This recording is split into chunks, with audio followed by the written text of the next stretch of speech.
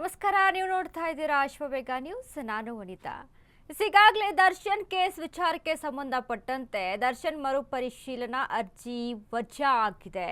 ನಟ ದರ್ಶನ್ಗೆ supreme court ಇದೀಗ ಬಿಗ್ ಶಾಕ್ ಅನ್ನು ಕೊಟ್ಟಿದೆ.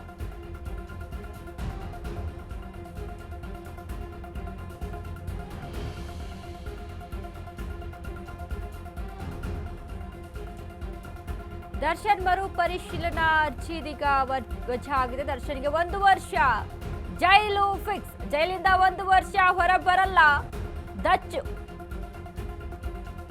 1 ವರ್ಷ ಜೈಲು ಎಂಬ ಸುಪ್ರೀಂ ಆದೇಶ.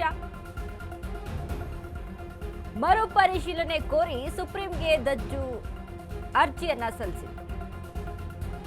ಆದ್ರೆ ದರ್ಶನ್ಗೆ ಮತ್ತೆ ಶಾಕ್ ಕೊಟ್ಟಂತ ಸುಪ್ರೀಂ ಕೋರ್ಟ್. ದರ್ಶನ್ ಅರ್ಜಿಯನ್ನ ನ್ಯಾಯಮೂರ್ತಿ ಪೀಠಕ್ಕೆ ಕಳಿಸಲಾಗಲ್ಲ. ದರ್ಶನ್ ಅರ್ಜಿ ವಜಾ ಮಾಡಿದಂತ ಸುಪ್ರೀಂ ಕೋರ್ಟ್ ರಿಜಿಸ್ಟ್ರಾರ್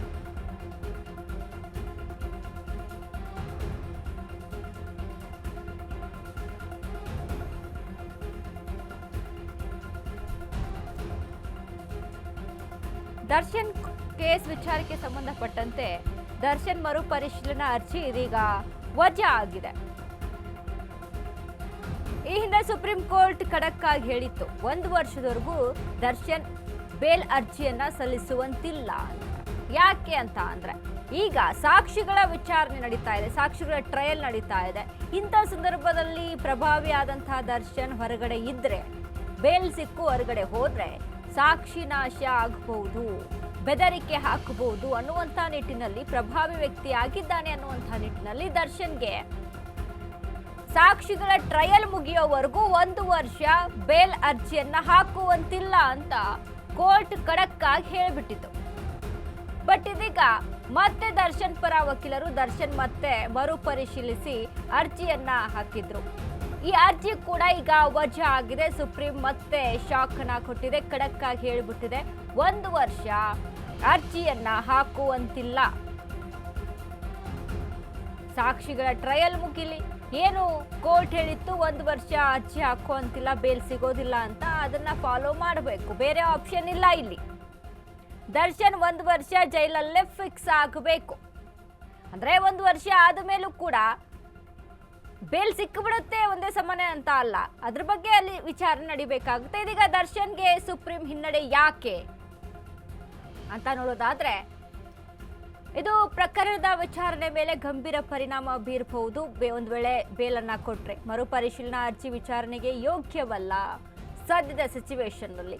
ಪ್ರಕರಣ ಪ್ರತಿಯೊಂದನ್ನ ಗಮನಿಸುತ್ತಿರುವಂತಹ ಸುಪ್ರೀಂ ಆರೋಪಿಗಳ ನಡೆ, ಪ್ರಯತ್ನ ಎಲ್ಲದರ ಮೇಲೂ ಕೂಡ ಕಣ್ಣನ್ನ ಇಟ್ಟಿದೆ. ಸಾಕ್ಷ್ಯನಾಶ, ಸಾಕ್ಷಿಗಳಿಗೆ ಬೆದರಿಕೆ ಮೇಲೆಯೂ ಕೂಡ ಕಣ್ಣಿಟ್ಟಿದೆ. ಹೀಗಾಗಿ ದರ್ಶನ್ ಜೈಲಿನಲ್ಲಿ ಇರುವುದೇ ಉತ್ತಮ, ಹೊರಗಡೆ ಇರಬಾರದು ಅಂತ. ಸೊ ಈ ಒಂದು ವಿಚಾರಕ್ಕೆ ಸಂಬಂಧಪಟ್ಟಂತೆ ದರ್ಶನ್ಗೆ ಬೇಲ್ ಅನ್ನ ಕೊಡುವಂತಿಲ್ಲ, ಹೊರಗಡೆ ಹೋಗುವಂತಿಲ್ಲ ದರ್ಶನ್. ಹಾಗಾಗಿ ಬೇಲ್ ಅರ್ಜಿಯನ್ನ ಸಲ್ಲಿಸುವಂತಿಲ್ಲ. 1 ವರ್ಷ ಸಾಕ್ಷಿಗಳ ಟ್ರಯಲ್ ಏನ್ ನಡೀತಾ ಇದೆ, ಇದು ಮುಗಿಯೋವರೆಗೂ ದರ್ಶನ್ ಜೈಲಲ್ಲೇ ಇರಬೇಕು. ಮುಗಿದ ಮೇಲೆ ಅರ್ಜಿ ಹಾಕಬೇಕು ಬೇಲ್ಗೆ. ಬೇಲ್ ಅರ್ಜಿ ಹಾಕಿದ ಮೇಲೆ ವಿಚಾರಣೆ ಏನಾಗುತ್ತಲ್ಲ ಅದ್ರ ಮೇಲೆ ಡಿಪೆಂಡ್ ಆಗುತ್ತೆ ಅಂತ ಸುಪ್ರೀಂ ಹೇಳಿದೆ. ಈ ಬಗ್ಗೆ ಮತ್ತಷ್ಟು ಅಪ್ಡೇಟ್ಸ್ ಅನ್ನ ಕೊಡ್ತಾರೆ ನಮ್ಮ ಪ್ರತಿನಿಧಿ ಅರುಣ್, ನಮ್ಮ ಜೊತೆಗೆ ಲೈವ್ ನಲ್ಲಿ ಜಾಯ್ನ್ ಆಗಿದ್ದಾರೆ. ಅರುಣ್, ಇದೀಗ ಒಂದ್ ಕಡೆ ದರ್ಶನ್ ಬೇಲ್ ಅರ್ಜಿ ವಿಚಾರಕ್ಕೆ ಸಂಬಂಧಪಟ್ಟಂತೆ ಮರುಪರಿಶೀಲನಾ ಅರ್ಜಿಯನ್ನ ಹಾಕಿದ್ರು, ಬಟ್ ಅದು ಕೂಡ ವಜಾ ಆಗಿದೆ. ಏನೆಲ್ಲ ಅಪ್ಡೇಟ್ಸ್ ಇದೆ ಅರುಣ್ ಈ ಬಗ್ಗೆ?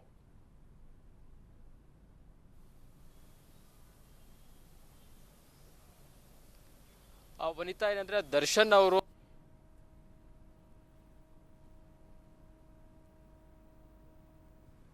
ಅಂತ ಹೇಳ್ಬಿಟ್ಟು ಸುಪ್ರೀಂ ಕೋರ್ಟ್ ರಿಜಿಸ್ಟ್ರಾರ್ ಅವರು ಇವತ್ತು ಮಧ್ಯಾಹ್ನ ರಿಜೆಕ್ಟ್ ಅನ್ನ ಮಾಡಿರುವಂತದ್ದು. ಯಾಕಂದ್ರೆ ಕಳೆದ ಮೇ ನಲ್ಲಿ ನಡೆದಂತ ವಿಚಾರಣೆ ಸಂದರ್ಭದಲ್ಲಿ ದರ್ಶನ್ ಅವರು ಏನಂದ್ರೆ 1 ವರ್ಷದ ನಂತರ ನೀವು ಜಾಮೀನಿಗೆ ಅರ್ಜಿ ಹಾಕೋಬಹುದು, ಮತ್ತೆ 1 ವರ್ಷದ ಒಳಗಡೆ ಟ್ರಯಲ್ ಏನಾದ್ರು ಮುಗ್ದಿಲ್ಲ ಅಂದ್ರೆ ನೀವು ಜಾಮೀನಿಗೆ ಅರ್ಜಿಯನ್ನ ಸಲ್ಲಿಕೆ ಮಾಡಬಹುದು ಅಂತ ಹೇಳಿತ್ತು. ಆದ್ರೆ ಈಗ ಮತ್ತೆ ಆ ಒಂದು ಆದೇಶವನ್ನ ಮಾರ್ಪಾಡು ಮಾಡಬೇಕಂತ ಹೇಳ್ಬಿಟ್ಟು ದರ್ಶನ್ ಪರ ವಕೀಲರು ಒಂದು ಸುಪ್ರೀಂ ಕೋರ್ಟ್ಗೆ ಹೋಗಿದ್ರು. ಆ ಒಂದು ಸುಪ್ರೀಂ ಕೋರ್ಟ್ ಇವತ್ತು ಆದೇಶವನ್ನ ಮಾರ್ಪಾಡು ಮಾಡಬೇಕಂತ ಹೇಳ್ಬಿಟ್ಟು ದರ್ಶನ್ ಪರ ವಕೀಲರು ಒಂದು ಸುಪ್ರೀಂ ಕೋರ್ಟ್ಗೆ ಹೋಗಿದ್ರು. ಆ ಒಂದು ಸುಪ್ರೀಂ ಕೋರ್ಟ್ ಇವತ್ತು ವಿಚಾರಣೆ ನಡೆಸಿ ಅಂದ್ರೆ ಈ ಒಂದು ಅರ್ಜಿಯನ್ನ ಏನು ಮೊದಲೇದಾಗಿ ಸಾಮಾನ್ಯವಾಗಿ ಪರಿಶೀಲನೆ ಅರ್ಜಿಗಳೇನಿರುತ್ತೆ ಅದು ರಿಜಿಸ್ಟರ್ ಮೂಲಕನೇ ನ್ಯಾಯಮೂರ್ತಿಗಳ ಪೀಠಕ್ಕೆ ಹೋಗುವಂಥದ್ದು. ಆದರೆ ರಿಜಿಸ್ಟರೇ ಇದನ್ನು ರಿಜೆಕ್ಟ್ ಮಾಡಿರುವಂಥದ್ದು. ಅಂದರೆ ಈ ಒಂದು ಏನು ಅರ್ಜಿ ಇದೆ ಇದು ಒಂದು ಫಿಟ್ ಅರ್ಜಿ ಅಲ್ಲ, ಮತ್ತೆ ಮರುಪರಿಶೀಲನೆ ಮಾಡೋಕ್ಕೆ ಇದು ಯಾವುದೇ ರೀತಿಯಂತೆ ಯೋಗ್ಯವಲ್ಲ ಅರ್ಜಿ ಅನ್ನೋದು ಅಂತ ಹೇಳ್ಬಿಟ್ಟು ಇವತ್ತು ರಿಜೆಕ್ಟನ್ನು ಮಾಡಿರುವಂಥದ್ದು. ಎಲ್ಲ ಒಂದು ಕಡೆ ಇದು ಒಂದು ಕಡೆ ದರ್ಶನ್ ಅವರಿಗೆ ಮತ್ತೆ ಇದೊಂದು ರೀತಿ ಶಾಕ್ ಅಂತಲೇ ಹೇಳ್ಬೋದು. 1 ವರ್ಷಗಳ ಕಾಲ ದರ್ಶನ್ ಅವರು ಮತ್ತೆ ಯಾವುದೇ ರೀತಿಯಾದಂಥ ಒಂದು ಅರ್ಜಿಯನ್ನು ಸಲ್ಲಿಸೋಕ್ಕೆ ಆಗೋದಿಲ್ಲ. ಯಾಕಂದರೆ ಈಗಾಗಲೇ 2 ಬಾರಿ ಸುಪ್ರೀಂ ಕೋರ್ಟ್ಗೆ ಹೋಗಿ ರಿಜೆಕ್ಟನ್ನು ಮಾಡಿಸ್ಕೊ ಬಂದಿರೋದು. ಮತ್ತೆ ಏನಾದರೂ ಅರ್ಜಿಯನ್ನು ಹಾಕಿದ್ರೆ ಅದು ಸಹ ರಿಜೆಕ್ಟ್ ಆಗುವಂಥ ಸಾಧ್ಯತೆ ಇರುತ್ತೆ. ಯಾಕಂದರೆ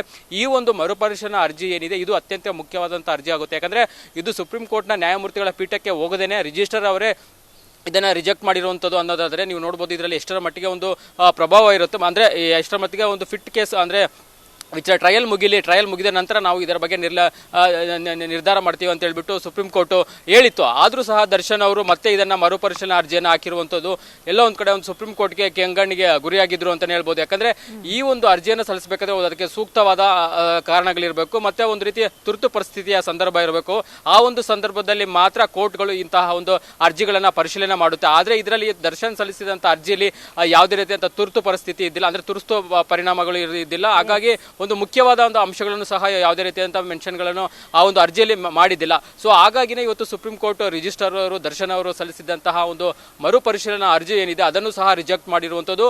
ಮತ್ತೊಂದು ಕಡೆ ಈ ಟ್ರಯಲ್ ಏನೀಗ 1 ವರ್ಷಗಳು ದರ್ಶನ್ ಅವರು ಟ್ರಯಲನ್ನು ಜೈಲಲ್ಲಿ ಇದ್ಕೊಂಡೇ ಫೇಸ್ ಮಾಡಬೇಕಾಗುತ್ತೆ. ಮತ್ತೆ ಯಾವುದೇ ರೀತಿಯಾದಂಥ ಕಾರಣಕ್ಕೂ ಅವರು ಅರ್ಜಿ ಸಲ್ಲಿಕೆ ಮಾಡೋಕ್ಕೆ ಅವಕಾಶಗಳು ಇರೋದಿಲ್ಲ. ಯಾಕಂದರೆ ಸುಪ್ರೀಂ ಕೋರ್ಟ್ಗೆ ಹೋದ್ರೂ ಅಲ್ಲೂ ಸಹ ಮತ್ತೆ ರಿಜೆಕ್ಟ್ ಆಗುವ ಸಾಧ್ಯತೆ ಇರುವಂಥ. ಯಾಕಂದರೆ ಈಗಾಗಲೇ ಸುಪ್ರೀಂ ಕೋರ್ಟೇ ಹೇಳ್ಬಿಟ್ಟೆ 1 ವರ್ಷದ ಒಳಗಡೆ ಟ್ರಯಲನ್ನು ಪ್ರಾಸಿಕ್ಯೂಷನ್ ಅವರು ಮುಗಿಸ್ಬೇಕು. ಟ್ರಯಲ್ ಪ್ರಾಸಿಕ್ಯೂಷನ್ ಮುಗಿಸಿದಿಲ್ಲ ಅಂದರೆ ಆವಾಗ ನಿಮ್ಮ ಜಾಮೀನ ಒಂದು ಅರ್ಜಿಯನ್ನು ನಾವು ಪರಿಶೀಲನೆ ಮಾಡ್ತೀವಿ, ಅಥವಾ ನೀವು ಜಾಮೀನ ಅರ್ಜಿ ಸಲ್ಲಿಸೋಕ್ಕೆ ನಿಮ್ಗೆ ಅವಕಾಶ ಇರುತ್ತೆ ಅಂತ ಹೇಳಿದರು.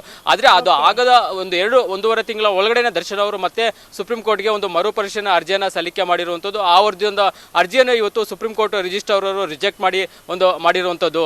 ವನಿತಾ, ಥ್ಯಾಂಕ್ ಯು ಅರುಣ್, ನಿಮ್ಮೆಲ್ಲ ಅಪ್ಡೇಟ್ಸ್.